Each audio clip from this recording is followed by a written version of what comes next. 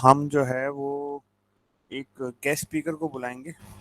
The guy will be importer, जो हमारे लिए इम्पोर्ट करता है। Very knowledgeable person. और उसके साथ साथ उनके पास जो है वो एक्सटेंसिव इश्यूज होंगे। तो आप लोग उनसे क्वेश्चन आंसर्स करके अपनी लर्निंग एक्सटेंड भी कर सकेंगे। ठीक है, हम बिस्मिल्लाह करते हैं इम्पोर्ट से।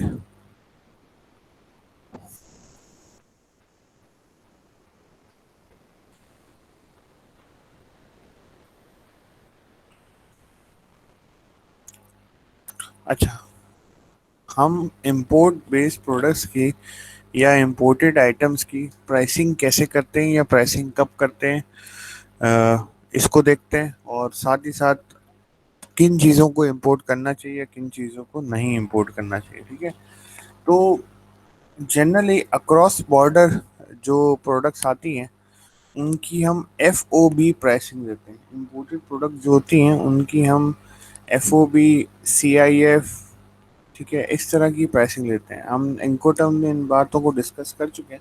F O B is free on board ना। तो कॉस्ट क्या क्या इंपोर्टेड आइटम्स करते वक्त या इंपोर्ट करते वक्त शामिल होती है, हम उन कॉस्ट को वन बाय वन देख लेते हैं। सबसे पहले तो ये कि जो उसकी एफ ओ बी प्राइस है, जो उसकी एफ ओ बी प्राइस आपके सेलर ने आपको दी है, उस प्राइस को कंसिडर करते हैं। फिर इसके बाद इसके अंदर ओशन या एयर फ्रेट शामिल होता है। नॉर्मली हम F T L full container load या L T L less than container load या एल सी एल या एफ सी एल कार्गो मंगवा रहे होते हैं। तो इन इन सिनेरियोज के अंदर आप देखते हैं कि आपकी कॉस्ट कहाँ पे मिनिमम आ रही है। इसी तरीके से ओशन या एयर फ्रेट सेलेक्ट करते वक्त आप ये देख रहे होते हैं कि what is the time required by the shipment to arrive at your port of destination. ठीक है, दो तरह के पोर्ट होते हैं, एक होता है पोर्ट ऑफ लोडिंग, एक होता है पोर्ट ऑफ डेस्टिनेशन। ठीक है, इसके बाद हम बात करेंगे कि इंश्योरेंस, ठीक है ना, मेरीन इंश्योरेंस। जनरली जितनी प्रोडक्ट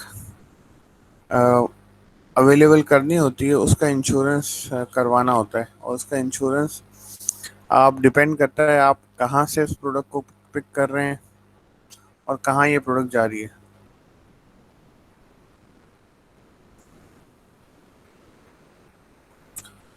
फिर आते हैं आपके बैंक चार्जेस। आप किस जिस बैंक से डॉक्यूमेंट मंगवाते हैं, जिस बैंक में डॉक्यूमेंट आते हैं, जिस बैंक से वो डॉक्यूमेंट भेज रहा है, उन सब के चार्जेस होते हैं। ठीक है, कंसोलिडेशन चार्जेस एंड सब बाकी चार्जेस अलग होते हैं। हमको यहाँ पर लिखा हुआ नहीं है, लेकिन जनरली प्रोडक्ट्स के कंसोलिडेशन चार्जेस भी होते हैं कि प्रोडक्ट को कंसोलिडेट करना, जमा करना एक जगह पर। अगर आपने किसी 3 पोर्ट से या 4 पोर्ट से काम किया है तो कंसोलिडेशन चार्जेस भी रखते हैं। फिर आपके आते हैं अनलोडिंग चार्जेस।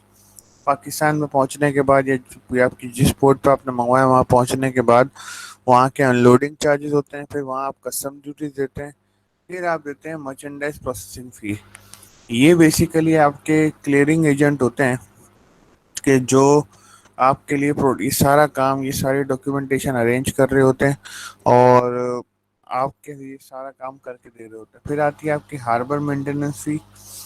जिस पोर्ट को आप यूज़ कर रहे होते हैं, जिस तरह आप हाईवेज को यूज़ करते हैं तो टूल टैक्स देते हैं, इसी तरीके से जब आप पोर्ट यूज़ कर रहे होते हैं तो आपको उस पोर्ट की हार्बर मेंटेनेंस फी देनी होती है। फिर आते हैं आपकी कस्टम्स ब्रोकर फी।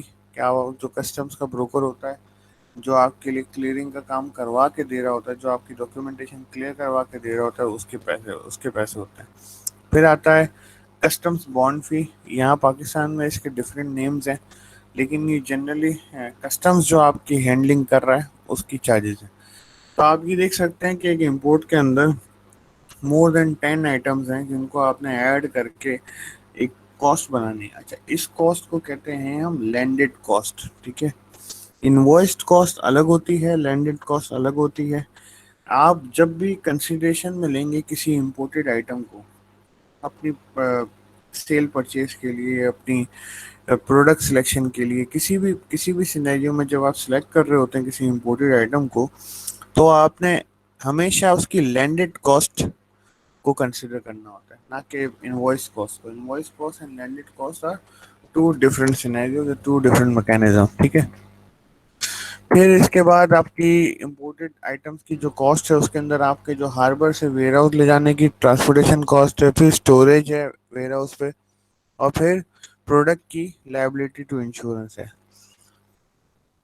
आप जब आप प्रोडक्ट आपका वेयर हाउस पहुंच जाता है उसके बाद भी आपको उसकी इंश्योरेंस करानी होती है, और उस इंश्योरेंस की कॉस्ट आपने बेयर करनी होती है। तो 13 लाइन आइटम्स यहाँ पे शो किए गए। अच्छा, इन सबको समझाने की, इन सबको दिखाने की वजह, because each and every cost is important, ठीक है। अगर आप एक इम्पोर्टर हैं और अगर आपने अपनी कंपनी के लिए भी इम्पोर्ट करना है, तो आपने ये जो DDP प्राइस होती है ना, डिलीवर्ड ड्यूटी पेड, इस प्राइस को बड़ा मतलब क्रिटिकली देखना होता है।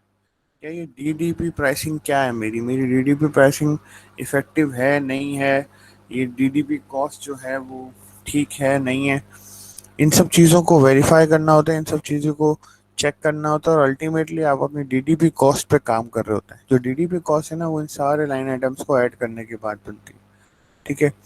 जनरली इन्होंने कुछ नंबर्स दिए हैं आपको कि प्रोडक्ट लायबिलिटी इंश्योरेंस प्रीमियम्स क्या होते हैं, मतलब आप के ऊपर इंश्योरेंस प्रीमियम जो है वो आप किन प्रोडक्ट्स को इंपोर्ट कर रहे हैं उनके हिसाब से लग रहे होते हैं, ठीक है।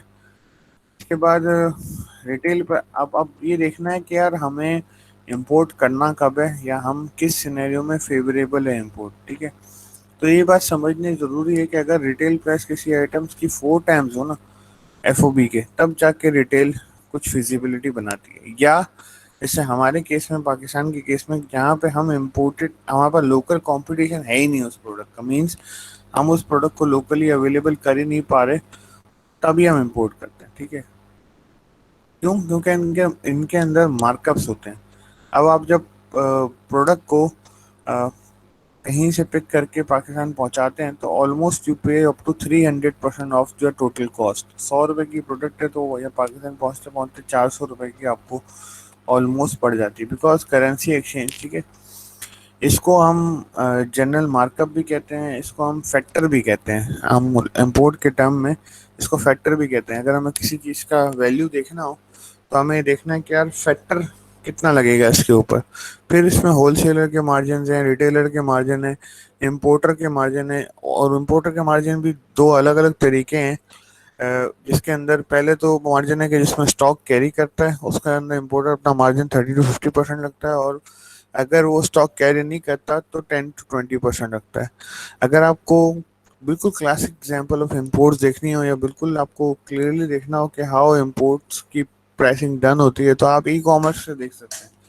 मैं एक थंब रूल बता देता हूँ आपको, जो कि कभी वैलिड होता है, कभी थोड़ा सा स्लाइटली इनवैलिड हो जाता है।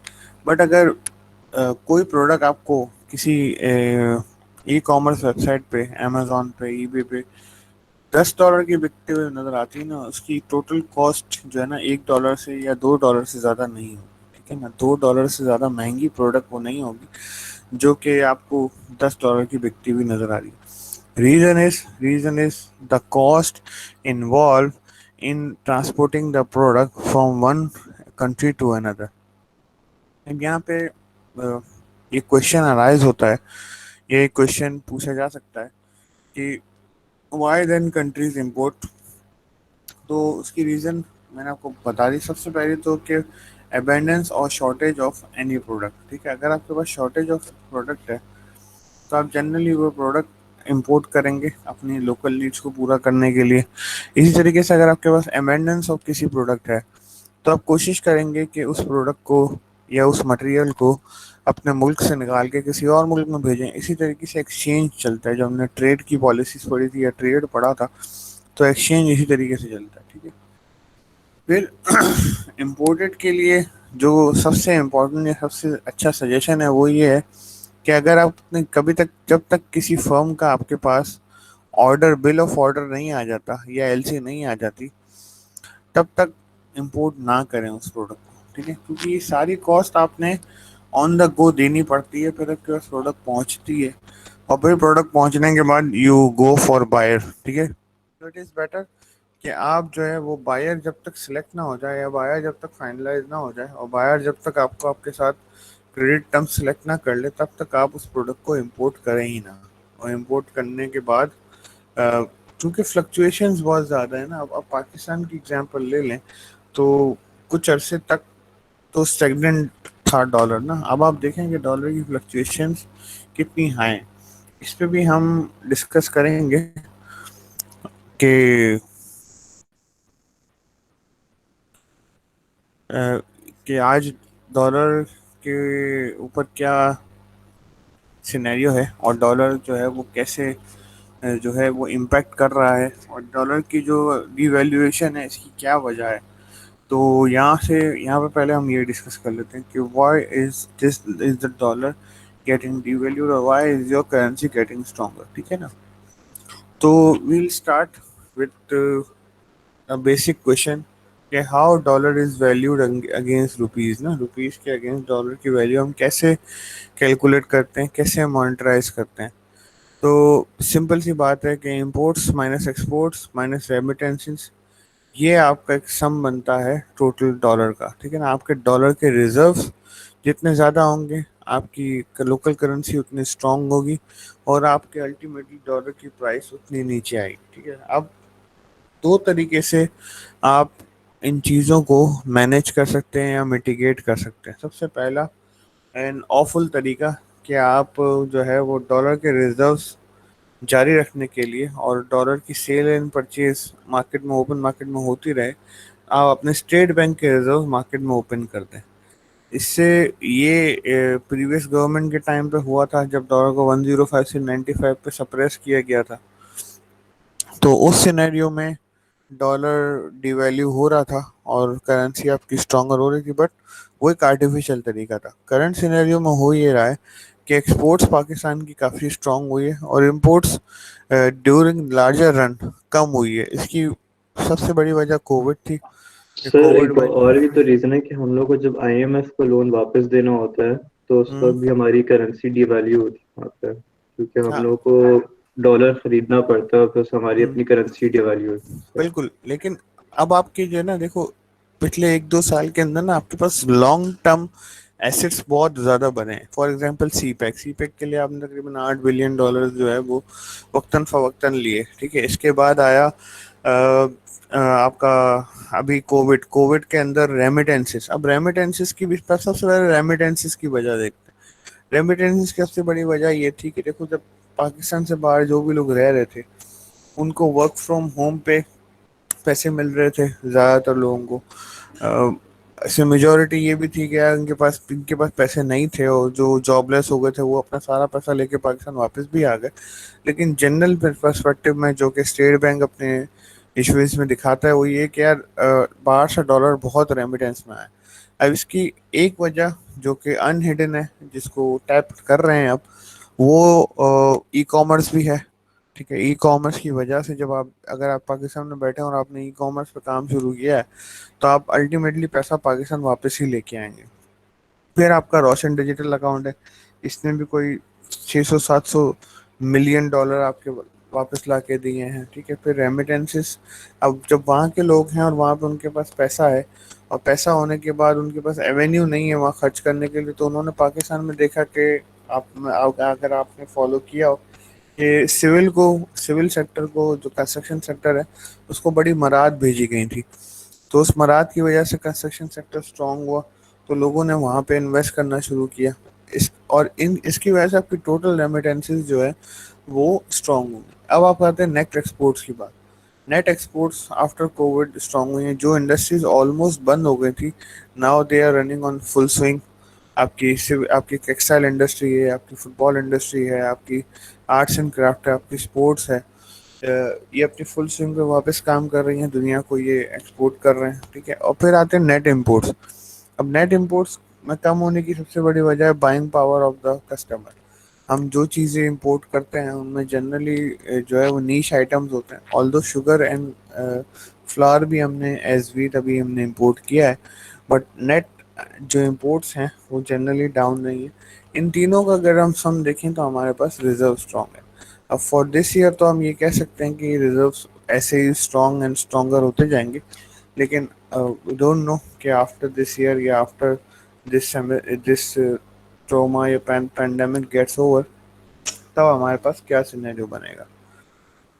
अच्छा, तो जनरली एज इम्पोर्टर, अगर आप किसी प्रोडक्ट के इम्पोर्टर हैं या डिस्ट्रीब्यूटर हैं, तो जब तक आपके पास प्रॉपर लेटर ऑफ क्रेडिट ना आ जाए, जब तक आपके पास proper confirmation from your customer ना आ जाए, हम जनरली इम्पोर्ट्स को अवॉइड करते हैं और कोशिश करते हैं कि तब जब कंफर्मेशन आ जाए, जब चीज़ पक्की हो जाए या जब कंजम्पशन इसकी कंफर्म हो जाए, तभी हम उसको इम्पोर्ट कर सकें। क्यों क्यों क्योंकि आपको इसके डिस्ट्रीब्यूशन चैनल अलग से बनाने पड़ते हैं। कभी भी लोकल प्रोडक्ट और इम्पोर्टेड प्रोडक्ट का डिस्ट्रीब्यूशन चैनल जो है वो सेम नहीं होता। ठीक है, इसकी वजह मार्जिन है। ठीक है ना, लोकल कंपटीशन में मार्जिन लो होते हैं लेकिन वॉल्यूम्स हाई होते हैं। इसी तरीके से इम्पोर्टेड प्रोडक्ट के अंदर वॉल्यूम्स कम होते हैं लेकिन मार्जिन हाई होते हैं।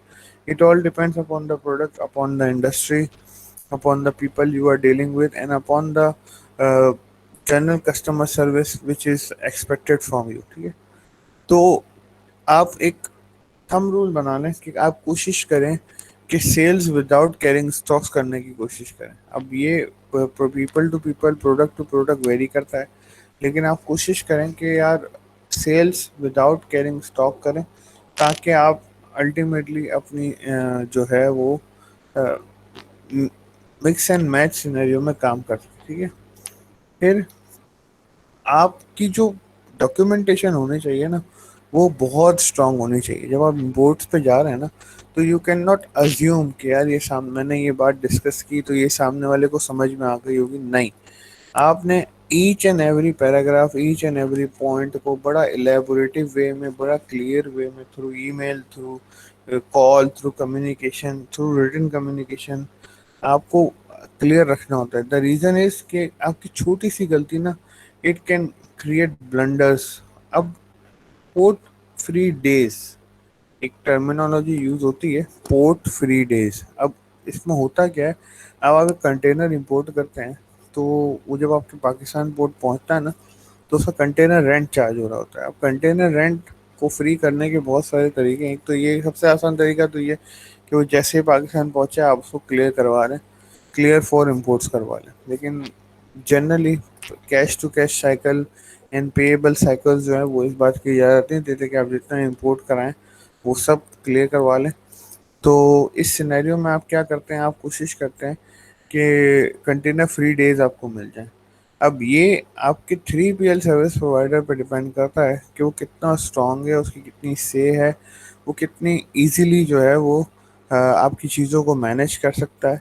तो वो आपके कंटेनर फ्री डेज बढ़वा भी सकता है, कम भी करा सकता है। लेकिन ये बात होती है जब आपकी डॉक्यूमेंटेशन कंप्लीट हो रही हो, जब आपकी जो है डील क्रैक हो रही हो। इससे पहले या इसके बाद आप ये कंटेनर फ्री डेज नहीं मंगवा सकते।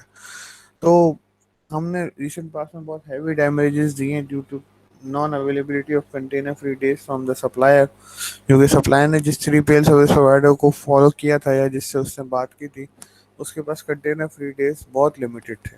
ठीक है ना, इसी तरीके से पाकिस्तान के सिनेरियो को डिफरेंट सिनेरियो में, डिफरेंट वर्ल्ड के सिनेरियो से आप कैलकुलेट नहीं कर सकते, because we have a very busy port ना। और हमारा पोर्ट जो है वो जनरली काफ़ी during the all the day of the year काफ़ी बिजी रहता है। तो हमें इस कंटेनर फ्री डेज को बड़ा इंपॉर्टेंस देनी पड़ती है, बिकॉज एवरी अगर कंटेनर चार्ज होना शुरू हो जाए तो आप टोटल आपकी जो कॉस्ट है उसमें एक फैक्टर लगना शुरू हो जाता है, जो कि अल्टीमेटली आपकी कैलकुलेशन से आउट हो जाता है। ठीक है, फिर हमने बात की कि स्पेसिफिकेशन इन परचेज ऑर्डर। तो specially when you are dealing with a new supplier जिसके साथ आपने रिसेंट पास में या all over the life span कभी कोई डॉक्यूमेंटेशन या कभी कोई ट्रांजेक्शन नहीं की, ऐसे सिनेरियो में आपकी की स्पेसिफिकेशन जो है ना वो बड़ी क्लियर होनी चाहिए कि हमें क्या लिखना है क्या नहीं लिखना है। आज हम जो है वो ये स्पेसिफिकेशन भी बड़ी डिटेल में डॉक्यूमेंट में, जब डॉक्यूमेंट डिस्कस कर रहे होंगे अभी तो करेंगे। फिर आती है थर्ड पार्टी इंस्पेक्शन। जब आप न्यू सप्लायर के साथ काम कर रहे हो और ऐसे जैसे आप फॉर एग्जांपल चाइना में किसी सप्लायर के साथ काम कर रहे हैं, आपको पता है कि यार आप वहाँ है नहीं और आपका कोई बंदा भी वहाँ नहीं है, तो आप कोशिश करें कि थर्ड पार्टी इंस्पेक्शन सर्विसेज की हेल्प लें for inspection of the goods. ठीक है, दिस इज़ बिकॉज जब आप ये इंस्पेक्शन डालते हैं ना, तो सप्लायर भी मोहतात रहता है कि यार कोई हैंकी पैंकी कोई गड़बड़ नहीं करनी इनके साथ, और आप भी स्ट्रेस फ्री रहते हैं। ये एक बहुत मिनिमल सा पार्ट होता है आपकी टोटल कॉस्ट का, बट आपको स्ट्रेस फ्री कर देता है, आपको आपको मेंटल पीस दे देता है जब आप इम्पोर्ट्स कर रहे होते हैं, ठीक है। फिर आप जब आप इंपोर्ट्स कर रहे हो, इंपोर्टेड प्रोडक्ट्स के बारे में बात कर रहे हो, तो आपको उसकी वैल्यू मार्केटिंग करना बहुत इम्पोर्टेंट है। आपको उसकी जनरली देखना है कि आप जो है वो कैसे जो है वो अपनी प्रोडक्ट को मैक्सिमम जो है सपोर्ट दे सकते हैं through offering different values that your competitor is not giving, ठीक है ना। ये सिनेरियो पाकिस्तान में बहुत डिफरेंट है। पाकिस्तान के केस के अंदर हम जनरली सिर्फ इम्पोर्ट का नाम देखते हैं कि हाँ यार ये पाकिस्तानी प्रोडक्ट नहीं है, ये बाहर की प्रोडक्ट है, और हम उसको जो है उसी तरीके से ट्रीटमेंट देते हैं कि जिस तरीके से हमें उसको ट्रीटमेंट देनी चाहिए। लेकिन इन इन एक्सेप्ट पाकिस्तान या एक्सेप्ट थर्ड वर्ल्ड कंट्रीज, हर जगह की competition and competitive environment different है, ठीक है ना। For example, you are importing from Germany या जापान, तो you can always foresee a high value product, a high competitive product, a high value product, a higher quality product। इसको हम अगर कहेंगे क्वालिटी प्रोडक्ट अगर हाई होगी तो ये कहना ठीक होगा, ठीक है। इसी तरीके से चाइना से जब आप इंपोर्ट कर रहे हैं तो you can expect any quality, lower से लोअर एंड हायर से higher.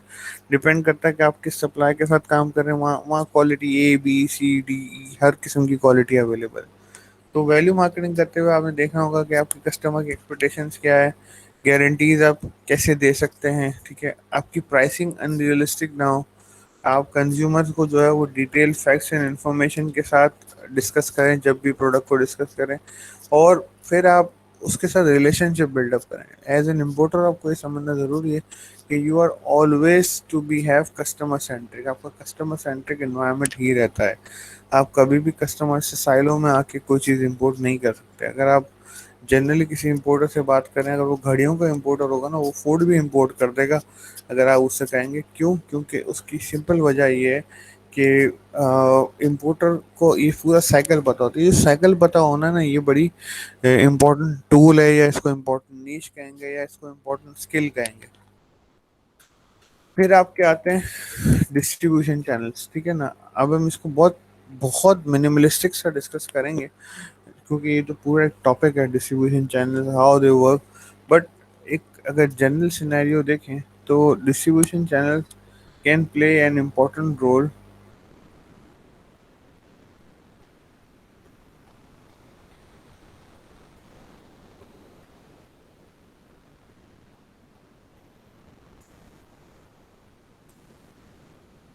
can play an important role in success or failure of your product ना, बिकॉज प्रोडक्ट का टोटल सक्सेस डिपेंड करता है 30% of on on the product and 70% on the channel it use, ठीक है। तो generally imported product जो हैं वो B2B B2C C2C भी काम कर रही होती।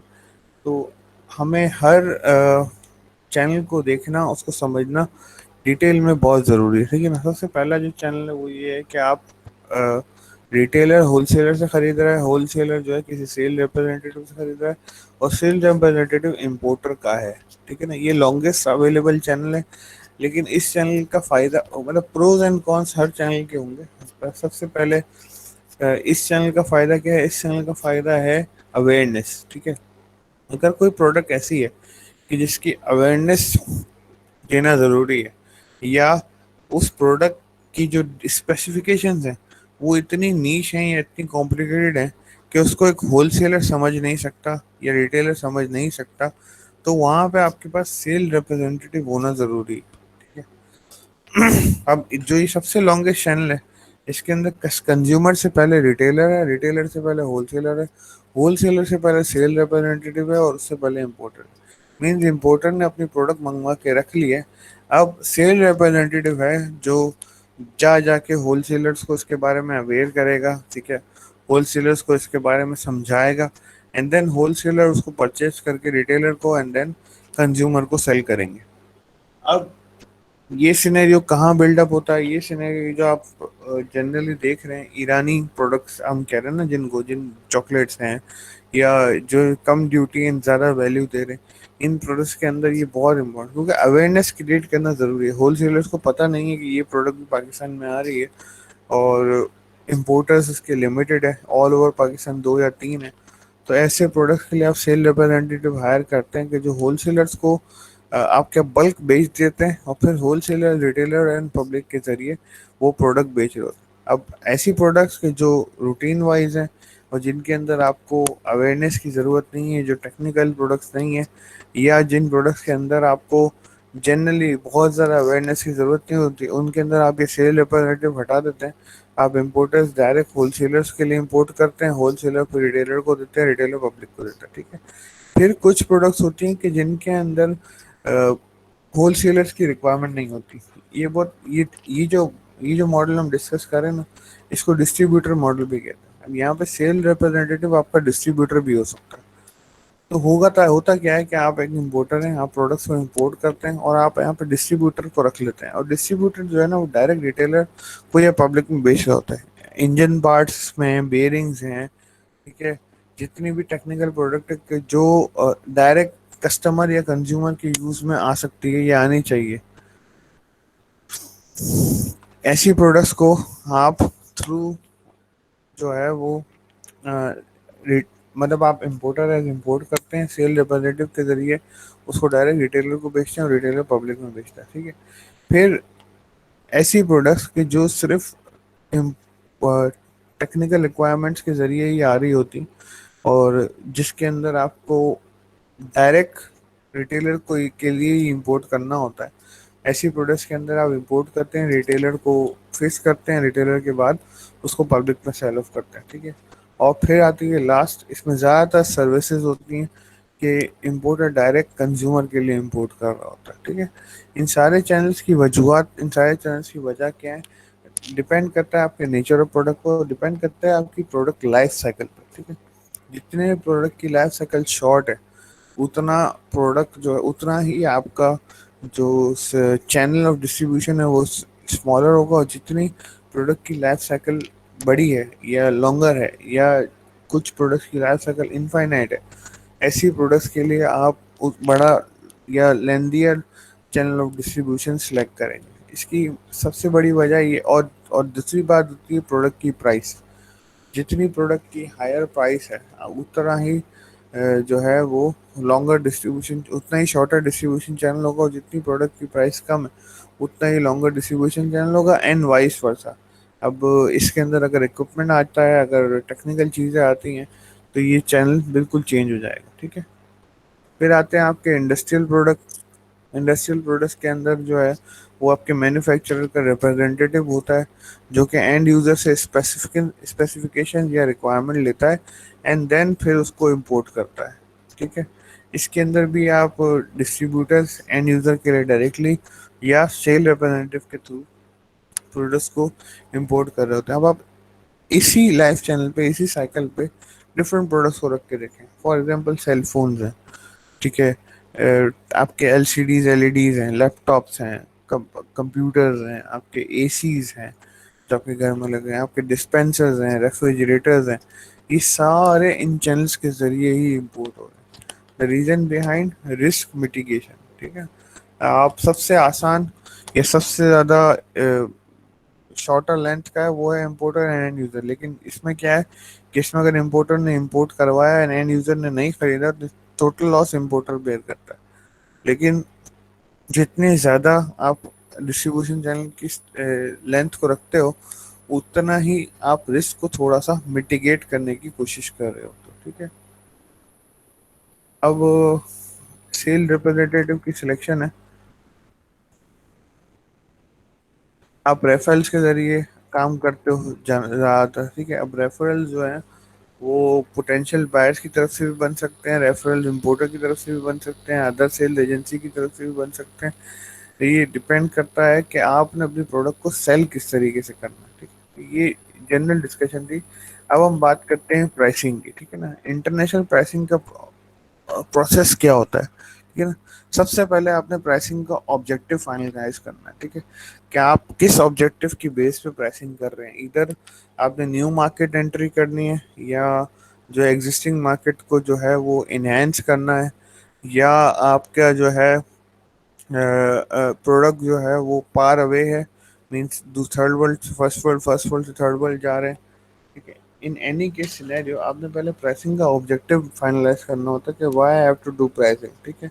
यहाँ प्राइसिंग की बात सिर्फ cost price plus profit is equal to sale price नहीं हो रही। आपकी प्रोडक्ट की प्राइसिंग जो है ना वो आपके प्रोडक्ट के तमाम डिटर्मिनेंट्स पे हिट हो रही होती है, ठीक है। इसमें आप डिटर्मिनेंट्स ऑफ प्रोडक्ट क्या है, प्रोडक्ट की मार्केटिंग, प्रोडक्ट का एसकेयू साइज, ठीक है, प्रोडक्ट के वेरिएंट्स एंड प्रोडक्ट की अल्टीमेट लाइफ साइकिल। क्या आपकी प्रोडक्ट की अल्टीमेट लाइफ साइकिल कितनी होगी, आप कैसे प्रोडक्ट को सिलेक्ट कर रहे होंगे।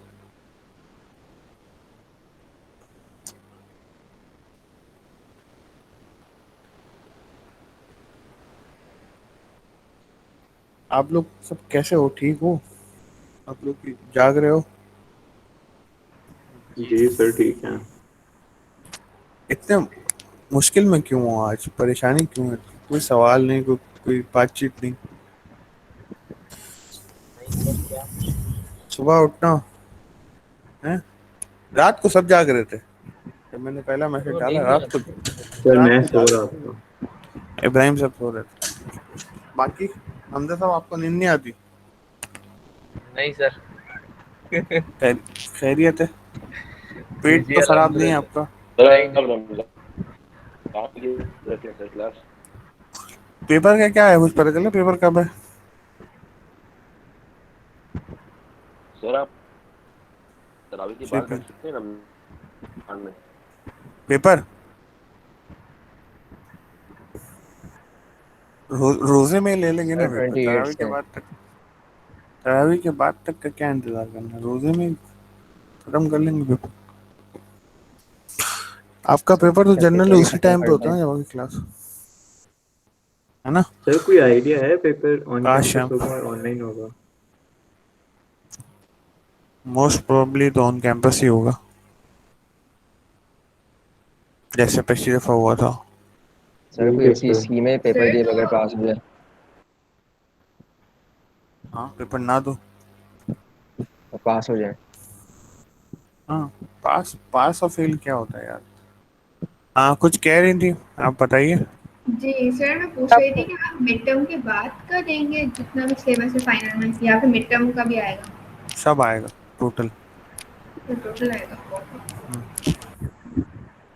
सर हम्म, जी। सर आपको डेट्स पता है फाइनल्स की? मेरे हिसाब से it it's first week of May. Okay. और सर आपने अभी एमन को बोला कि फर्स्ट चैप्टर से लेके जब तक हम पढ़ेंगे पूरा फाइनल्स में आएगा। जी। सर नॉर्मली तो मिड टर्म के एक्सक्लूड कर देते हैं चैप्टर्स टीचर्स। हमारा कोर्स का जो डिज़ाइन है ना वो इस तरीके का है नहीं, स्टिल जो है ना हम इसको म्यूचुअली डिस्कस कर लेंगे, क्योंकि हमने जैसे मिड टर्म से पहले इनको टर्म डिस्कस की थी लेकिन पेपर में नहीं दी थी। तो इसको एक म्यूचुअल डिस्कशन के बाद फॉर्मेट दे देंगे कि क्या करना है, ठीक है। Okay sir.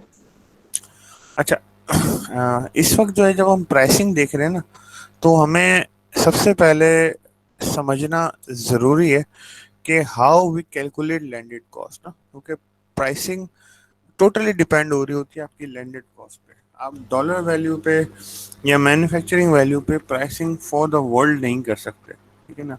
किसी एक सिनेरियो के लिए, किसी एक रीजन के लिए तो आप प्राइसिंग कर सकते हैं, लेकिन पूरे वर्ल्ड के लिए आप प्राइसिंग तब तक नहीं कर सकते जब तक आपको ईच एंड एवरी कंट्री की लैंडेड कॉस्ट ना पता हो। तो अब हम एक टेबल के जरिए लैंडेड कॉस्ट को कैलकुलेट करने की कोशिश करेंगे, ठीक है। अब पहले ये समझ लेते हैं कि लैंडेड कॉस्ट के फैक्टर कितने होते हैं। लैंडेड कॉस्ट के दो फैक्टर होते हैं, ठीक है ना। एक होती है बाय क्यूबिक मीटर, एक होती है बाय वेट, ठीक है। अब आपको ये देखना है कि आपकी प्रोडक्ट किस सिनेरियो में या किस कैटेगरी में फॉल कर रही है, because ultimately what matter is कि what is your total load in container, ठीक है, आपका कंटेनर टोटल लोड कितना है या आपका कंटेनर लोड कितना है। अब आपकी अगर प्रोडक्ट वॉल्यूम बेस्ड है, ठीक है ना, और उसका वेट जनरली उसके वॉल्यूम को सर्टिफाई नहीं करता। फॉर एग्जांपल एक कंटेनर है 40 फीट का, it can bear load up to 2000 KGs. तो अगर आपकी प्रोडक्ट ऐसी है कि आपकी प्रोडक्ट उस कंटेनर में ही आएगी बट 2000 केजीज मैच नहीं करेगी, तो आपको बाय वॉल्यूम जाना होगा, ठीक है। और अगर आपकी प्रोडक्ट एक कंटेनर में आ रही है और 2000 केजी के आसपास का वेट है, तो आपको बाय वेट जाना होगा, ठीक है। दोनों सिनेरियो में आप कैलकुलेट कर रहे होंगे अपनी टोटल लैंडेड कॉस्ट को। तो पहले हम जो है ना बाय क्यूबिक मीटर देख लेते हैं, ठीक है। लैंडेड कॉस्ट कैलकुलेट करने के लिए सबसे पहले आपको इनको टर्म पता होने चाहिए। अब इनको टर्म है एफओबी। इसका मतलब है कि हमें अपने सप्लायर के पोर्ट पे जो भी चार्जेस आ रहे हैं, सप्लायर की पोर्ट पे जितनी भी ट्रांसपोर्टेशन लग रही है उसकी फैक्ट्री से लेके पोर्ट तक, इसकी फिक्र नहीं करनी, बिकॉज सप्लायर ने हमें इनको टर्म दी है FOB, free on board.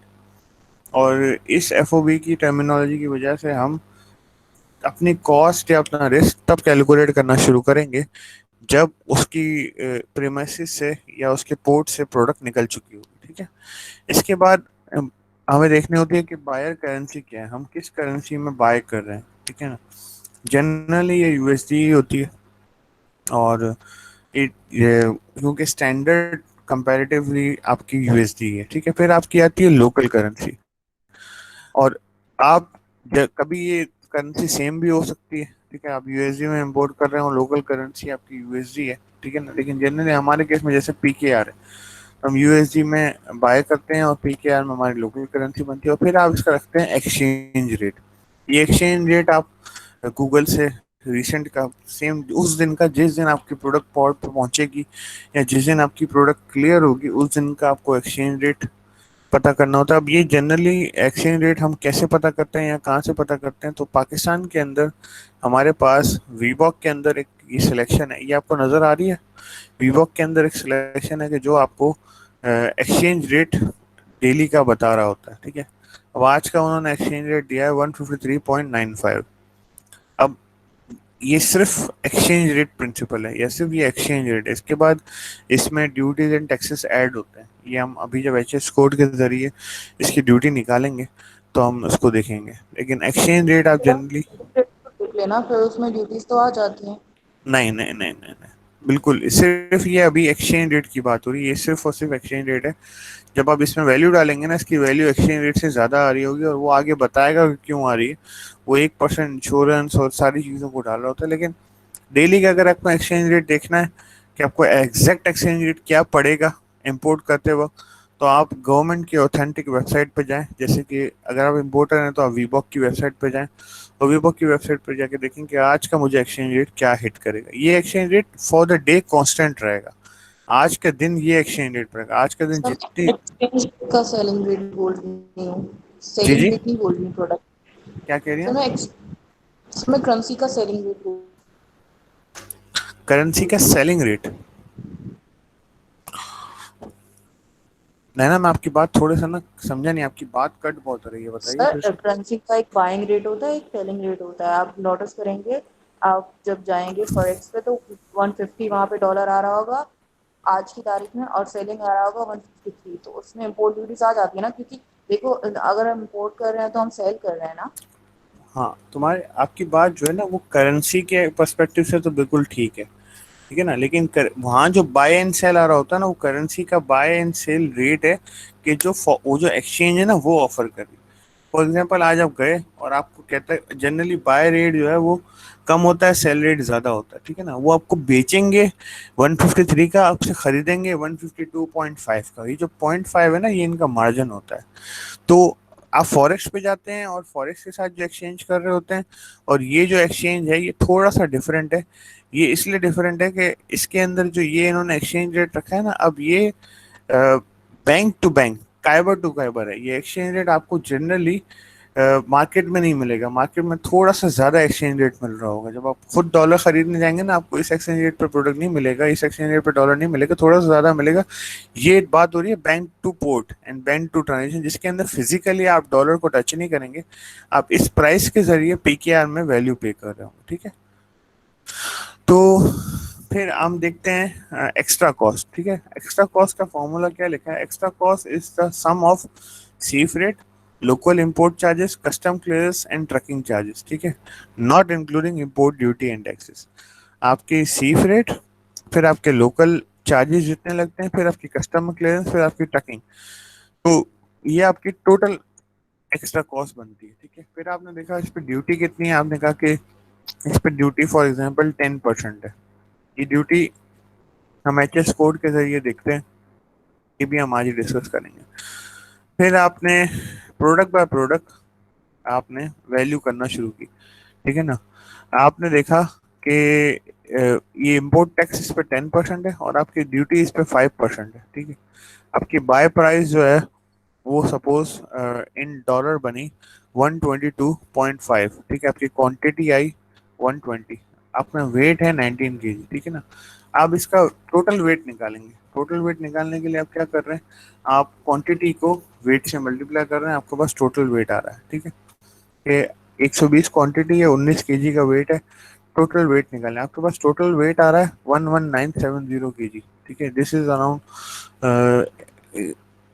11 turns. ये 11 टन्स की टोटल प्रोडक्ट आ रही है। फिर आता है उसका क्यूबिक मीटर।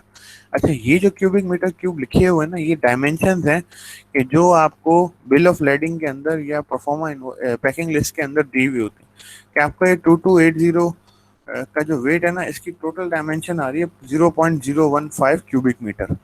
ये इतना स्पेस ले रहा है कंटेनर का। ये कंटेनर का स्पेस निकालने के लिए होता है और कंटेनर की साइज सिलेक्ट करने के लिए भी होता है। अब ये दिखा रहा है कि 26.7 मैट्रिक क्यूब है, तो ये आपका जनरली 40 फीट के कंटेनर के अंदर आएगा। तो फिर आप इसका निकालते हैं क्यूबिक टोटल। अब क्यूबिक टोटल निकालने के लिए आप क्या करते हैं, आपकी क्वांटिटी को ऐसे क्यूबिक मीटर से मल्टीप्लाई कर देते हैं, तो आपका निकाल रहा है कि यार आपका क्यूबिक मीटर टोटल कितना है। आपका क्यूबिक मीटर टोटल ये बना। ठीक है, अब हम निकालते हैं इसकी लैंडेड कॉस्ट। ये सारी चीज़ें हम अपने पैकिंग लिस्ट के जरिए और एचएस कोड के जरिए निकाल लेते हैं और फिर हम लैंडेड कॉस्ट शीट बना रहे होते हैं।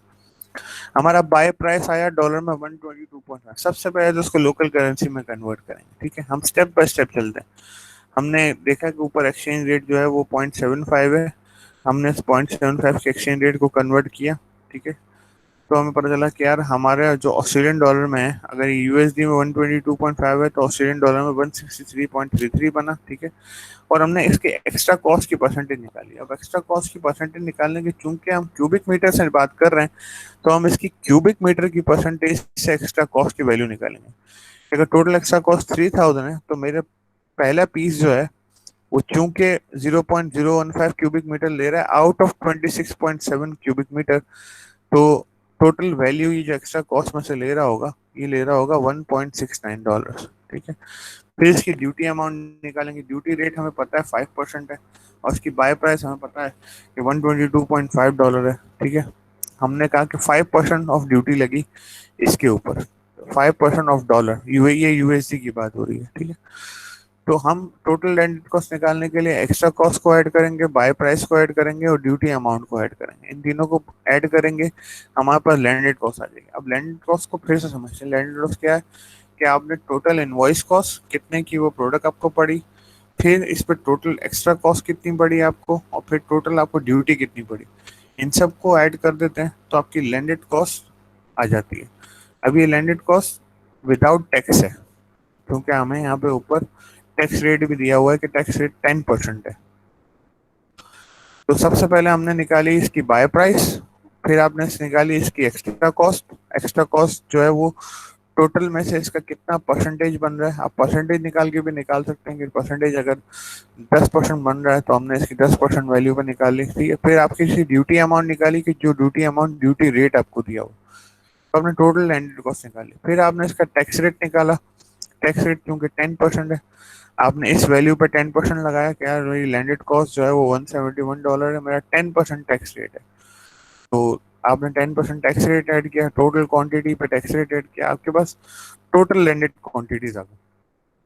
मेरे मुझे जो ये कंटेनर है 26.7 क्यूबिक मीटर का, ये लैंडेड में $93,000 का पड़ेगा, ठीक है।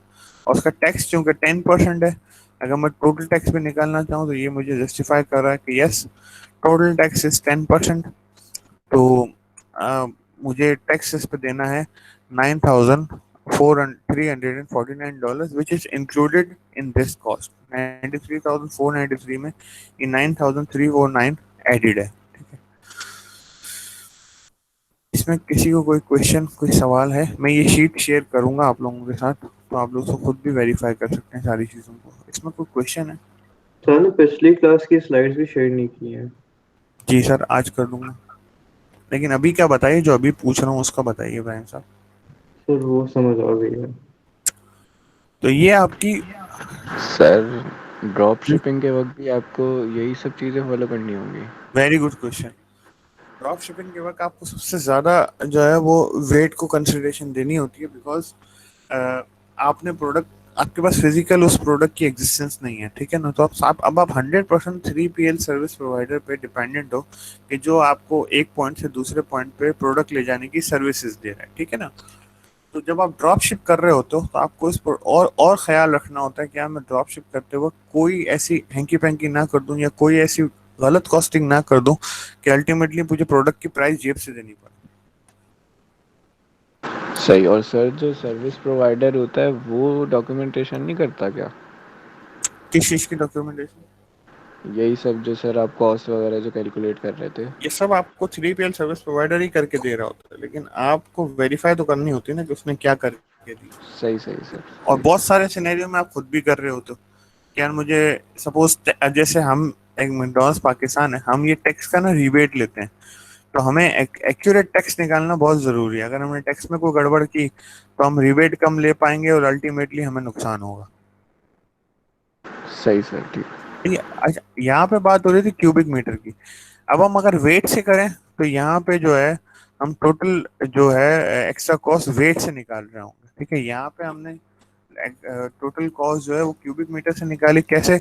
इसमें से इसका परसेंटेज निकाला, मतलब 26.7 में से 0.015 का परसेंटेज कितना है, और आपने इसको मल्टीप्लाई कर दिया इसकी वैल्यू से, ठीक है। अगर मैं कहूँ कि वेट की बात करें, लैंडेड कॉस्ट बाय वेट, तो यहाँ पे जो है आप वेट को कंसिडर कर रहे होंगे, ना कि क्यूबिक मीटर को। तो आप इसकी वेट की वैल्यूज निकालेंगे कि यार मेरे पास पर यूनिट जो है वो टोटल वेट में कितना परसेंट है, तो पर यूनिट की आपके पास ड्यूटी अमाउंट हो जाएगी। अच्छा, ये वो 6.13 है, ये ड्यूटी अमाउंट है ईच प्रोडक्ट की, ठीक है। फाइनल निकालने के लिए आपको इसको 120 से और इसकी टोटल क्वांटिटी से मल्टीप्लाई करना है। मीन्स कि एक यूनिट की प्राइस है 122.5, इसके ऊपर ड्यूटी लग रही है 6.13, और इसके ऊपर टोटल टैक्स लग रहा है 17.42। तो आप अल्टीमेटली जब आप निकाल रहे होंगे, आप इन प्राइसेस को ऐड करेंगे, बाय प्राइस को, एक्स्ट्रा कॉस्ट को, ड्यूटी अमाउंट को, और लैंड और टैक्सेशन को, ठीक है। इन सबको ऐड करेंगे तो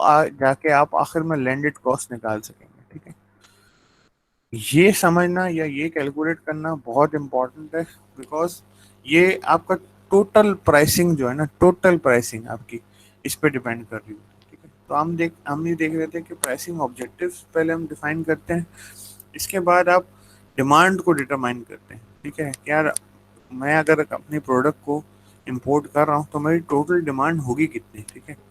बिकॉज इस डिमांड की बात, क्योंकि इंपोर्ट्स के वक्त ना बहुत क्रूशल होता है कि आप सही पैक साइज चूज करें, सही कंटेनर चूज करें, सही 3PL फॉरवर्डर चूज करें।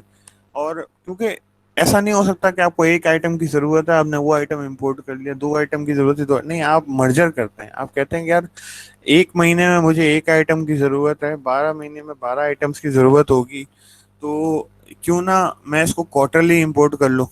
Because everything has a price ना, इसका वेट, इसका क्यूबिक मीटर, इसकी ट्रांसपोर्टेशन, हर चीज इसकी पर यूनिट भी लग रही होती है, और अल्टीमेटली जब आप बल्क मंगवा रहे होते हैं आपको थोड़ा सा फायदा हो रहा होता है।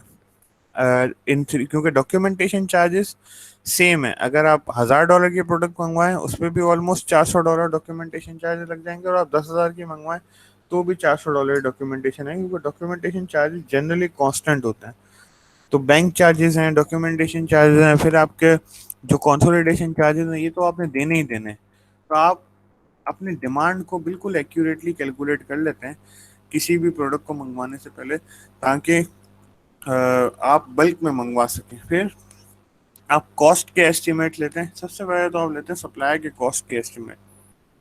जो प्रोडक्ट आपने मंगवानी है उसके कितने सप्लायर्स अवेलेबल हैं, आप उन तमाम सप्लायर्स के साथ नेगोशिएशन करते हैं, डिस्कशन करते हैं, एंड देन आप एक अल्टीमेट कॉस्ट की तरफ बढ़ते हैं कि जो कॉस्ट आपको फाइनल लग रही होती है। फिर आप जो है वो 3PL सर्विस प्रोवाइडर की इसी तरीके से कॉस्ट कंपैरेटिव लेते हैं। आप 2 या 3 या 4 3PL सर्विस प्रोवाइडर्स को अपने पोर्टफोलियो में ऐड करते हैं, and then after that you come up with the final price. ठीक है, फिर आप जो है वो प्राइसिंग मेथड को सिलेक्ट करते हैं। हम आगे अभी इसके बाद फौरन 3 pricing method generally 3 pricing method discuss करेंगे।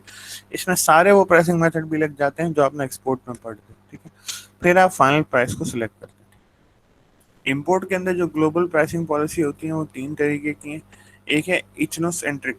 इथनोसेंट्रिक जो है वो सेम प्राइसिंग की बात करता है, सेम डॉलर प्राइस की बात करता है, regardless of the market they are selling. ठीक है, अब वो प्रोडक्ट कि जिन्होंने अपना स्टैंडर्ड मेंटेन करना होता है, या वो प्रोडक्ट है जिनकी प्राइसिंग कंपैरेटिव होती है। ठीक है ना, फॉर एग्जांपल नाइकी, एडिडास, ठीक है, ब्रांड्स जितने हैं आपके, ये जनरली इथनोसेंट्रिक प्राइसिंग पे काम करते हैं। इनकी डॉलर वैल्यू सेम रहती है। अब यूएसए में जो प्राइस से बिक रहे हैं उसी प्राइस से पाकिस्तान पे बिक रहे हैं, उसी प्राइस में कनाडा में बिक रहे हैं, उसी प्राइस में जो है वो टर्की में बिक रहे हैं, और यूएई में भी उसी प्राइस में बिक रहे हैं। अब ऐसे सिनेरियो के अंदर ये बहुत सिंपल अप्रोच है। ठीक है, लेकिन इसके कुछ डिसएडवांटेजेस हैं कि ये कुछ मार्केट्स में प्रोडक्ट को कॉम्पिटिटिव नहीं रहने देता। ठीक है, आप अपनी कंपनी का पोटेंशियल मैक्सिमाइज नहीं कर सकते, आप अपनी प्रोडक्ट को कॉम्पिटिटिव नहीं रख सकते बहुत सारी मार्केट्स में, जहाँ पे जनरली आपके सेंट्रल एक्सचेंज का डॉलर रेट बहुत वेरी कर रहा है। ठीक है, फॉर एग्जांपल पाकिस्तान की बात करें, we are hovering around 155 rupees per dollar.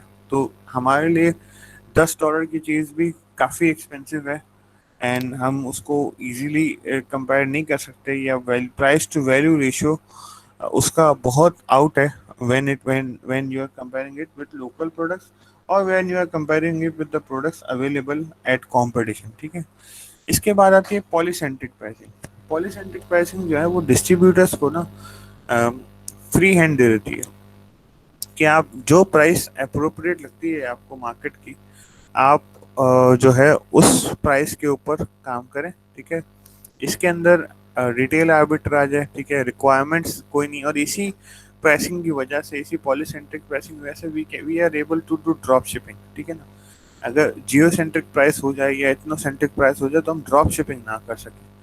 एक जगह प्राइस कम है, एक जगह प्राइस ज़्यादा है, डिपेंड करता है उसकी मार्केट वैल्यू पे। ठीक है ना, उस ब्रांड की वैल्यू पे जो वो प्रोडक्ट को अवेलेबल कर रहा है।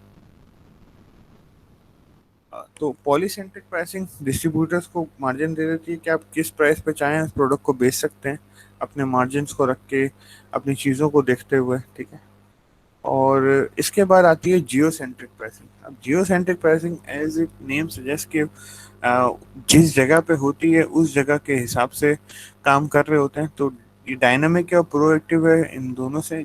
आप जियो सेंट्रिक प्राइसिंग से ना सिंगल प्राइस करते हैं, ना लोकल डिस्ट्रीब्यूटर्स को इंडिपेंडेंट प्राइस डिसीजन देते हैं, बल्कि इससे आप लोकल मार्केट के जो फैक्टर्स हैं ना उनको रिकॉग्नाइज करके फिर आप एक प्राइसिंग डिसीजन पे आते हैं। इसमें लोकल कॉस्ट है, इनकम लेवल्स हैं, कंपटीशन है, लोकल मार्केटिंग स्ट्रेटेजी, इन सारी चीज़ों के बेस पे आप एक प्राइस को सिलेक्ट करते हैं। ठीक है, जो मोस्ट कंपेटिटिव हो उस मार्केट में।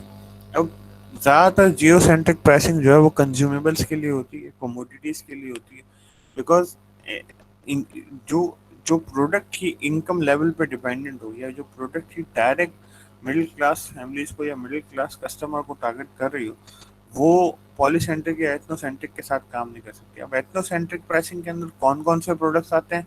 एथनोसेंट्रिक प्राइसिंग के अंदर सारे वो प्रोडक्ट्स आते हैं जो ब्रांड ओरिएंटेड है, ठीक है ना, जिनका ब्रांड सेंटर है और वो पूरे वर्ल्ड में अपने ब्रांड एंड ब्रांड वैल्यू की वजह से पहचाने जाते हैं। पॉलीसेंट्रिक प्राइसिंग के अंदर कौन से प्रोडक्ट है? हर वो प्रोडक्ट के जो नीश कस्टमर को सर्व कर रहा है, ठीक है, नंबर वन। और नंबर टू ये कि जो डिस्ट्रीब्यूटर बेस मॉडल पे काम कर रहा है, मींस कि जिसके अंदर प्राइसिंग का फाइनल डिसीजन डिस्ट्रीब्यूटर ले रहा होता है। अब इसके अंदर सारे इंडस्ट्रियल इक्विपमेंट आ जाते हैं और इसके अंदर एंटोनिशिंगली आपकी जो बैंकिंग इंस्ट्रूमेंट्स हैं वो भी आ जाते हैं, ठीक है ना, बॉन्ड हैं, सुकूक्स हैं। सर ये पॉसिबल है कि एक कंपनी या एक ब्रांड अपना जो है वो जियो सेंट्रिक प्राइसिंग भी यूज करे और पॉलीसेंट्रिक भी यूज करे? Very good. ये डिपेंड करता है ब्रांड की अपनी ब्रांड एक्सटेंशन पे, ठीक है ना। एक ब्रांड है, उसकी ब्रांड एक्सटेंशन कितनी वास्ट है। For example Unilever. अब यूनिलीवर कुछ प्रोडक्ट्स के लिए अपनी एथनोसेंट्रिक यूज कर सकता है, कुछ प्रोडक्ट के लिए पॉलीसेंट्रिक यूज कर सकता है, कुछ प्रोडक्ट के लिए जियोसेंट्रिक यूज कर सकता है, because it has a very large brand extension, ठीक है ना, और भी बहुत सारे नीशेस को टारगेट कर रहा है।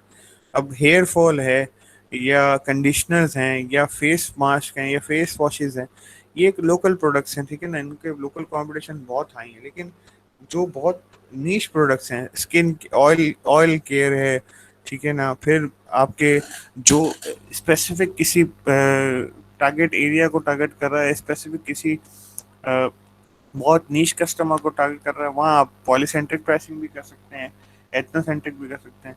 तो ब्रांड टू ब्रांड डिपेंड करता है और एक ब्रांड के अंदर डिफरेंट लाइन एक्सटेंशंस भी हो सकती हैं, ब्रांड एक्सटेंशंस भी हो सकती हैं, जो कि तीनों के तीनों प्राइसिंग स्ट्रेटजीज को यूज कर रही हैं। लेकिन एक एसकेयू या एक प्रोडक्ट के लिए आप जनरली एक प्राइसिंग स्ट्रेटजी ही रखते हैं। एक रीजन के लिए आप एक प्रोडक्ट को कभी जियो सेंट्रिक और पॉलीसेंट्रिक में ट्रांसफर नहीं कर रहे होते, ठीक है ना। अगर हम प्रोडक्ट या स्टॉक कीपिंग यूनिट की बात करें तो एक प्रोडक्ट के लिए एक प्राइसिंग स्ट्रेटजी होगी, लेकिन एक ब्रांड की बात करें तो एक ब्रांड तीनों प्राइसिंग स्ट्रेटजीज के साथ काम कर सकता है।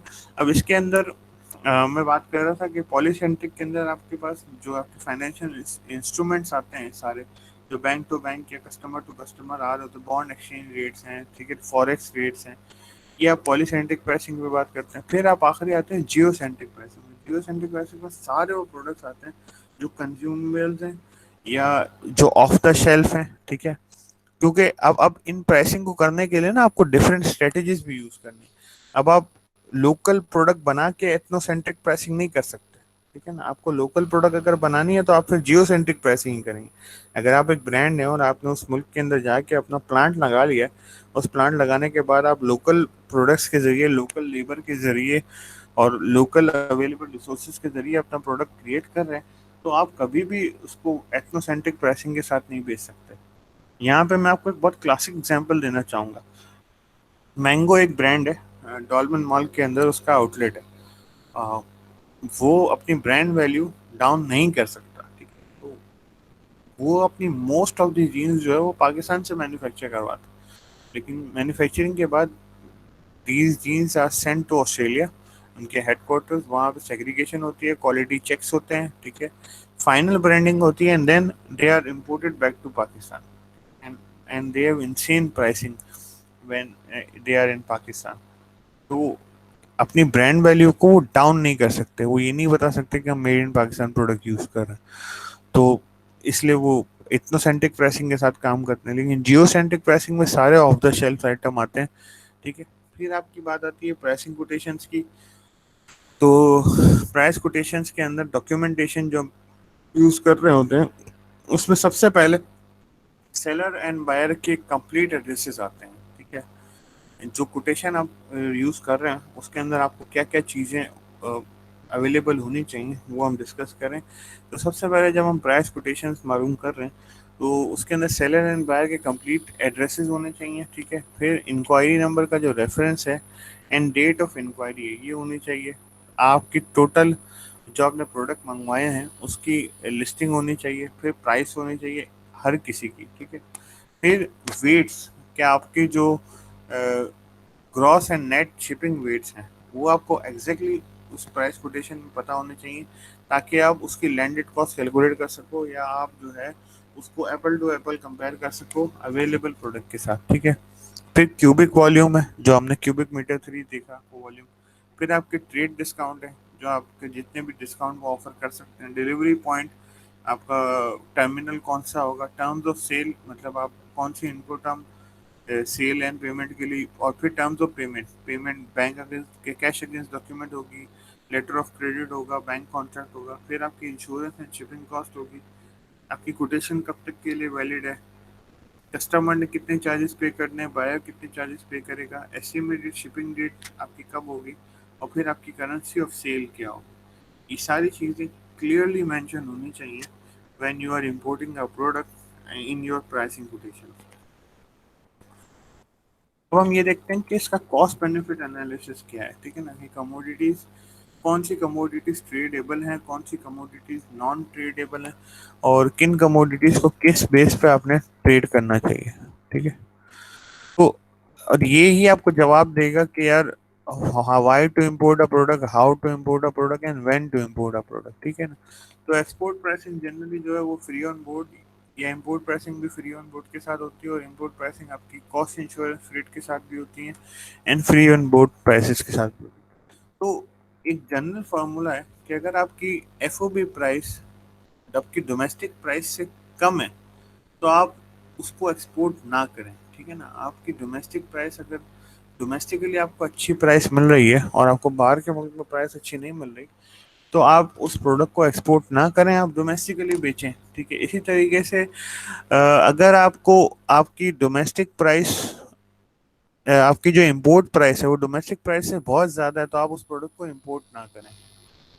ठीक, तो अगर कमोडिटी को ट्रेडेबल बनाना है तो उसकी FOB price should be less than domestic price and should be lesser than importing price. ठीक है, आपको ये एज गवर्नमेंट्स, एज इकोनॉमीज देखना होता है। अब हम ये देखते हैं कि हमने बैलेंस ऑफ ट्रेड की बात की थी, तो ये मेरे पास दो समरीज हैं मार्च 2021 की, एक फरवरी 2021 की, एक मार्च की, क्योंकि समरीज जो हैं वो जनरली बहुत देर से अपडेट होती हैं। तो सर्विसेज की अगर हम बात करें तो ये हमारे पाकिस्तान की सर्विसेज की टोटल अपडेट है एक्सपोर्ट्स एंड इम्पोर्ट्स की। ठीक है, हमारा हमने जो है वो $77 मिलियन की जो है वो सर्विस एक्सपोर्ट की, एंड $106 मिलियन की सर्विसेज इंपोर्ट की इन फेब 2021। और ये जैन के साथ इसका डिफरेंस है, ये आपका फेब टू फेब डिफरेंस है। ठीक है, और ये जुलाई टू फेब का डिफरेंस है। ठीक है, ये तीनों आपकी इकोनॉमी कैसी चल रही है, आपको आगे कहाँ पे किस पॉइंट पे इंफॉर्मेशन की ज़रूरत है, कहाँ पे किस पॉइंट के अंदर आपने वैल्यू एडिशन की ज़रूरत है, ये बता रही होती है। ठीक है, इसी तरीके से ये आपकी प्रोडक्ट्स की हैं कि आपकी इसमें रुपीज़ इन मिलियन है, एंड यूएसडी यूएस डॉलर्स भी इन मिलियन है। ठीक है, तो ये आपको बता रहे होते हैं आपने एक्सपोर्ट कितना किया, आपने इंपोर्ट कितना किया, और आपका trade deficit, balance of trade कितना बना। गर्दिशी कर्जा आपका यहाँ से डिसाइड होगा कि यार आपके पास आपने इंपोर्ट ज़्यादा किया, एक्सपोर्ट कम किया है। ठीक है, मार्च में। फिर फरवरी के अंदर आपका ट्रेड डेफिसिट कितना। अब ये ट्रेड डेफिसिट जो है ना, ये आपके डॉलर रेट को इस वक्त 156 पे होवर कर रहा है। ये जितना कम होता जाएगा आपका डॉलर उतना नीचे आता जाएगा। अगर आपने ये देखना है कि आप लॉन्गर रन में कैसे काम करेंगे, आप ये देखें कि हमारा 2020-2021 का ट्रेड डेफिसिट कितना था, -3 ये मतलब -3360859 था जुलाई टू मार्च 2021 तक, और 2019 से 2020 में -2709 था। ये आपको बताएगा कि आपका डॉलर रेट कहाँ फ्लक्चुएट कर रहा है, क्यों फ्लक्चुएट कर रहा है। ठीक है, फिर अगर आप किसी प्रोडक्ट को इंपोर्ट करने की बात करते हैं तो उस प्रोडक्ट को इंपोर्ट करने के लिए आपको उसका एक हार्मोनाइज कोड पता होना चाहिए। ठीक है ना, ये आपका है फर्स्ट शेड्यूल आपके पाकिस्तान कस्टम टैरिफ का, कि जो section by section, header by header आपको आपके प्रोडक्ट का एचएस कोड बताता है। अगर आपने कोई प्रोडक्ट इंपोर्ट करनी है तो आपको उसका एचएस कोड पता होना चाहिए। ठीक है, जनरली सप्लायर उसका एचएस कोड लिख के देता है, लेकिन आप कोई कैलकुलेशन करना चाहते हैं और आपने देखना है कि यार मेरा कितनी इंपोर्ट ड्यूटी है, तो मैं उसका एचएस कोड इस शेड्यूल में से निकाल सकता हूँ। ये सारे डॉक्यूमेंट आपके एलएमएस पे मैं आपको अपलोड कर दूंगा, आप उसको डिटेल में स्टडी भी कर सकते हैं, देख भी सकते हैं। मैं आपको अभी सिर्फ रेफरेंस देने के लिए इन डॉक्यूमेंट्स को आपके सामने खोल रहा हूँ, ताकि आपको पता हो कि हाउ इम्पोर्ट्स इन डन। तो अब हम इम्पोर्ट्स का सबसे पहले प्रोसेस समझते हैं, ठीक है। तो प्रोसेस ये है कि आपने सबसे पहले सप्लायर सेलेक्ट करना है। सप्लायर सेलेक्ट करने के बाद ये आप अगर कहीं लिखना चाहें तो लिख लें, वरना रिकॉर्डिंग में से देख लीजिएगा कि इम्पोर्ट्स का process, what is a process of imports. तो हम सबसे पहले सप्लायर सेलेक्ट करते हैं, ठीक है ना। सप्लायर की सिलेक्शन में सबसे बड़ा क्राइटेरिया है प्रोडक्ट की वैल्यू, प्रोडक्ट की quality and terms with the country you are importing. आप पाकिस्तान में आप बैठे हैं और आपको बहुत अच्छी प्रोडक्ट इसराइल से मिल रही है तो आप इंपोर्ट नहीं कर सकते, इंडिया से मिल रही है इंपोर्ट नहीं कर सकते। तो आपको टर्म्स देखना ज़रूरी है कि आपकी जिस कंट्री के साथ आप इंपोर्ट करने जा रहे हैं उसके साथ आपकी कंट्री के टर्म्स कैसे हैं। अब आप सप्लायर सेलेक्ट करने के बाद सप्लायर के साथ सबसे पहले निगोशिएट करते हैं प्राइस। प्राइस नेगोशिएट करने के बाद आप उससे निगोशिएट करते हैं इनको टर्म, कि किस इनको टर्म पे वो प्रोडक्ट भेजेगा, ठीक है। फिर अगर इनको टर्म में बायर मतलब सप्लायर की प्रेमाइसिस से आपने पिक करना है, ये सप्लायर की कंट्री में आपने कोई डॉक्यूमेंटेशन में काम करना है, तो आप सप्लायर की कंट्री में एक 3PL सर्विस प्रोवाइडर सेलेक्ट करते हैं, ठीक है। फिर सप्लायर एंड आपके बैंक को सिलेक्ट करते हैं, वही प्रोसेस जो एलसी के अंदर था कि आपका बैंक टू बैंक डॉक्यूमेंट आ सकते हैं, आपकी बैंक का और उनकी बैंक का ट्रेडिंग रिलेशनशिप है। फिर आप सिलेक्ट करते हैं बैंक। बैंक सेलेक्ट करने के बाद port of destination and port of loading select करते हैं, कि किस पोर्ट पे आएगा, किस पोर्ट से लोड होगा, ठीक है। इसके बाद आप सिलेक्ट करते हैं मोड ऑफ ट्रांसपोर्टेशन, कि आप कौन से मोड ऑफ ट्रांसपोर्टेशन के ऊपर जाना चाहेंगे, ठीक है। फिर ये सब सिलेक्ट करने के बाद आप सारी डॉक्यूमेंटेशन पहले ड्राफ्ट मंगवा लेते हैं। ड्राफ्ट मंगवाने के बाद उसकी एलसी खुलवानी है, एलसी खुलवा के भेज देते हैं। फिर आप वेट करते हैं उस प्रोडक्ट के आने का। जब प्रोडक्ट पाकिस्तान पहुंचने वाली होती है आप उसका ईआईएफ भरते हैं, information form, electronic information form भरते हैं कि ये प्रोडक्ट मैं इंपोर्ट करने जा रहा हूँ। ईआईएफ भरने के बाद जब प्रोडक्ट पहुंचती है उस प्रोडक्ट की क्लियरेंस करवाते हैं, और क्लियरेंस करवाने में आपका और अच्छा, जब आप ईआईएफ भर रहे होते हैं तो आपको उस वक्त एचएस कोड पता होना चाहिए। इसी तरीके से एलसी खुलवाते वक्त भी एचएस कोड क्लियरली पता होना चाहिए। अच्छा, ये एचएस कोड आपको ड्यूटी निकालने में भी हेल्प करता है। फॉर एग्जांपल हम कोई भी एचएस कोड डाल के देखते हैं। अच्छा, इस एचएस कोड के अंदर जो है ना दो, इस एचएस कोड को पीसीटी कोड भी कहते हैं, पाकिस्तान कमर्शियल टर्म्स का कोड जो है, उसको इंटरनेशनल इसको हार्मोनाइज सिंबलिक कोड कहते हैं। तो हम इसको एचएस कोड के नाम से ही चेक करेंगे, ठीक है। अब इसके अंदर दो कैटेगरीज होती है। सबसे पहला होता है पेरेंट कैटेगरी या मेन हेडिंग, ठीक है। तो उस एचएस कोड की निशानी ये है कि उसके आगे 4 डिजिट एक्सटेंशन नहीं होगा, ठीक है। और उसके अंदर जब आप प्रोडक्ट को इंपोर्ट कर रहे होंगे तो उस प्रोडक्ट का स्पेसिफिक कोड होगा, ठीक है। फॉर एग्जांपल यहाँ पे है meat and edible offal of the poultry, तो ये इसका पेरेंट कोड है 0207, और उसके अंडर आपका किस कट पे आ रहा है, टर्कीज का आ रहा है, डक का आ रहा है, चिकन्स का आ रहा है, तो आपको ये डिटेल में पता होगा, ठीक है। इसी तरीके से रैबिट्स का है, हर बहुत ज़्यादा डिटेल्ड है ये। और इसके डिफरेंट शेड्यूल्स आते रहते हैं, इसके अंदर डिफरेंट वेरिएशन आती रहती हैं, जैसे जैसे प्रोडक्ट को चेंज करते रहते हैं। अब जैसे जैसे प्रोडक्ट्स आती रहती हैं पाकिस्तान में, ऐसे ऐसे इसके अंदर शेड्यूल्स आते रहते हैं, चेंज आता रहता है, ठीक है। अब ड्यूटी कैलकुलेटर के अंदर अगर हम जाते हैं, हमने यहाँ से एक एचएस कोड उठाया 0202 1000, हम फॉर एग्जांपल हम ये एचएस कोड उठाना चाह रहे हैं। हम दिखते हैं, अब आप यहाँ पे जैसे ही वैल्यू डालना शुरू करेंगे ना वो आपको बताता रहेगा। हमने कहा 0202 1000 हमें करना है, तो ये बाकी डेटा खुद उठा लेगा कि यार इसका यूनिट ऑफ मेजरमेंट केजीज है, और ये कार केसेस है ना, हाफ कार केसेस। आप कहते हैं मैंने यार इसकी 10 क्वांटिटी मंगवानी है, फिर आप कहते हैं कि इसकी टोटल यूनिट वैल्यू $500 होगी, ठीक है। आप कहें भाई मुझे ड्यूटी कैलकुलेट कर दो, तो आप साहब ने कहा भाई 500 यूनिट वैल्यू है, 10 आप मंगवा रहे हैं, तो टोटल वैल्यू आपकी $5000 हो जाएगी, इनवॉइस वैल्यू जो होगी, ठीक है। आप कहेंगे भाई मुझे ड्यूटी कैलकुलेट कर दो, तो ये आपको बताएगा आपकी इंपोर्ट वैल्यू ये बनेगी, जिसमें आपका ड्यूटी का ग्रैंड टोटल ये बनेगा। आप 60,85,222 रुपए की ये टोटल इंपोर्ट होगी, और इसमें ड्यूटी आप पे कर लोगे 2,85,532 रुपए कि जिसके अंदर ड्यूटीज एंड टैक्सेस कैलकुलेटिव करने के बाद इसमें ये कह रहा है कि मैं सिर्फ लैंडिंग चार्जेस अज्यूम कर रहा हूँ और इंश्योरेंस 1% अज्यूम कर रहा हूँ एट दिस एक्सचेंज रेट। ये वैल्यू आपको बताती है कि आप इस प्रोडक्ट को इंपोर्ट करें भी या ना करें। ठीक है, आप ये वैल्यू निकालते हैं, मार्केट में जाते हैं और इसी वैल्यू की प्रोडक्ट इसी चीज़ को वेरीफाई करते हैं। तो आप इस वैल्यू के जरिए, इस ड्यूटी कैलकुलेटर के जरिए आप सारी चीज़ों की जो आपने पाकिस्तान में इंपोर्ट करनी है, एस्टिमेटेड ड्यूटीज, एस्टिमेटेड वैल्यू निकाल सकते हैं according to the quantity, according to the unit of measurement, according to the value. अच्छा, ये जो वेबसाइट है ये आपको आपके सारे ट्रेड समरीज बता रही होती है। ये आपकी पाकिस्तान ब्यूरो ऑफ स्टैटिस्टिक्स है कि जो आपको हर महीने का अपडेटेड स्टैटिस्टिक्स दे रही होती है, आपके इंपोर्ट्स का, आपके एक्सपोर्ट्स का, आपके सोशल स्टैटिस्टिक्स का, फिर आपकी इन्फ्लेशन कितनी आई है, ये सारी जो डिटेल है ये आपको ये वेबसाइट प्रोवाइड कर रही होती है। ठीक है, हमने एच कोड देखा, फिर आता है लेजिस्लेचर ऑफ कस्टम्स एक्ट। ठीक है ना, तो इसको कहते हैं पाकिस्तान कस्टम्स एक्ट 1969। इसके अंदर डिफरेंट शेड्यूल्स आ चुके हैं और जो मेरे पास है ये 11 मार्च 2019 तक का अमेंडेड है। इसके बाद के अंदर भी इसके अंदर 2 शेड्यूल ऐड हुए हैं, लेकिन वो फिजिकल अगर आप इसके शेड्यूल्स ढूंढना चाहें ना तो ढूंढ सकते हैं।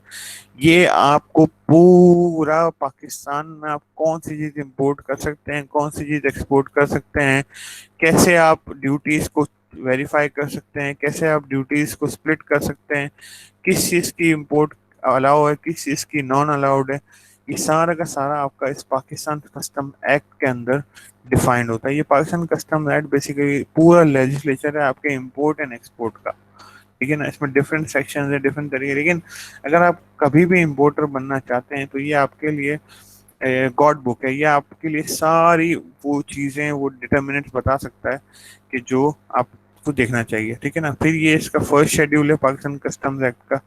ठीक है, ये आपको बता रहा है कि इसके अंदर कितनी चेंजेस आई हैं, क्या हुआ क्या नहीं हुआ, और ये हम अभी एच कोड के लिए देख रहे थे। ठीक है, फिर आपकी एक्सपोर्ट एंड इम्पोर्ट पॉलिसीज़ हैं पाकिस्तान की। अगर आप कभी इम्पोर्टर बनना चाहते हैं या एक्सपोर्टर बनना चाहते हैं, या आप देखना चाहते हैं कि किस वजह से किस चीज़ को अलाउ किया गया है, किस वजह से किस चीज़ को डिसअलाउ किया गया है, तो ये आपकी इम्पोर्ट एंड एक्सपोर्ट पॉलिसी में क्लियरली डिफाइंड है। ये जो डॉक्यूमेंट्स हैं ये 25 सितंबर 2020 के अपडेटेड हैं। आप देखते हैं बजट के बाद अक्सर चीज़ों पर टैक्सेस ड्यूटीज़ बढ़ा दी जाती हैं, कुछ चीज़ों पर छूट दे दी जाती है। तो ये आपकी पॉलिसी पे डिफाइन होता है। ये इस पॉलिसी में डिफाइंड होता है कि किन चीज़ों को हमने इंपोर्ट करना अलाउ किया, किस चीज़ों का टेम्पररी इंपोर्ट। अब जैसे for example temporary import allow किया, ठीक है। अब यहाँ पे जो इस इंपोर्ट पॉलिसी है इसके अंदर construction firms, oil and gas, oil exploration, ठीक है, फिर मशीनरी और इक्विपमेंट, ठीक है, फिर सोलर, फिर बॉन्डेड वेयर हाउसेस के अंदर अगर पाकिस्तान के बाहर कोई चीज़ पड़ी है और आपने मंगवानी है, फिर आप शिपिंग कंटेनर्स हैं ट्रांसपोर्टेशन ऑफ कार्गो के लिए। ये इन्होंने 2020 में सितंबर में तैयारी कर ली थी कि यार आगे क्योंकि एक्सपोर्ट्स बढ़ने वाली हैं तो हमें टेम्पररी इंपोर्ट्स अलाउ करनी पड़ेंगी बहुत सारी चीज़ों की। तो टेम्पररी इंपोर्ट्स किन किन चीज़ों की अलाउ की है, टेम्पररी एक्सपोर्ट किन किन चीज़ों की अलाउ की है, परमानेंट बैन किस पे लगाया है, परमानेंट अनबैन, फिर आप इसको कहते हैं अनगेटिंग। ठीक है ना, अब अगर आप इंपोर्टर हैं या एक्सपोर्टर हैं और आपको किसी प्रोडक्ट को अनगेट कराना है तो जब तक आप पॉलिसी के अंदर उसको अनगेट नहीं करा लेते ना, आप उस प्रोडक्ट को इंपोर्ट नहीं कर सकते। बिकॉज जब भी आपको इसके जरिए ही आपका एच कोड ओपन होगा। अगर आप कोई फॉर एग्जांपल कोई ऐसा केमिकल है कि जो आप मंगवाना चाहते हैं, या कोई ऐसा एडिबल प्रोडक्ट है जो अभी तक पाकिस्तान में नहीं आता था बट आप मंगवाना चाहते हैं, फॉर एग्जांपल देखें अब इसके अंदर यहाँ radio active material and radio active apparatus add किए हैं।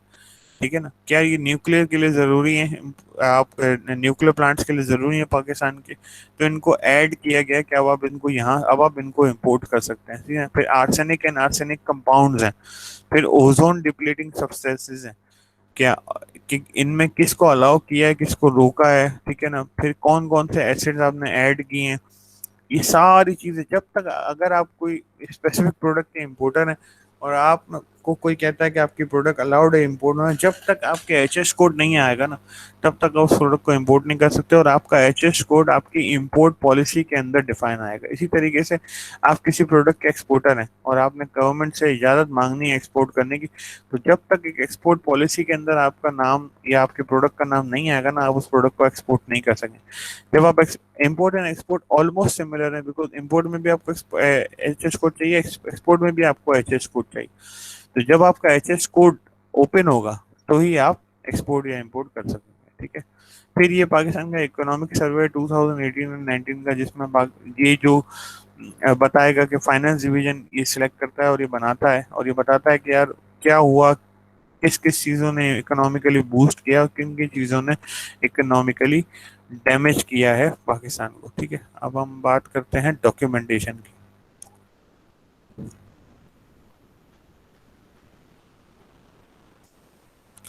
अच्छा, ये जो है ये डॉक्यूमेंट्स जो हैं ये थोड़े से सेंसिटिव इन नेचर के हैं, तो मैं इनको रिकॉर्ड मैं चलें दिखाई देते हैं। अब इसको रिकॉर्डिंग आई गेस इसकी ऑफ करनी चाहिए, इसकी रिकॉर्डिंग में स्टॉप कर देता हूँ।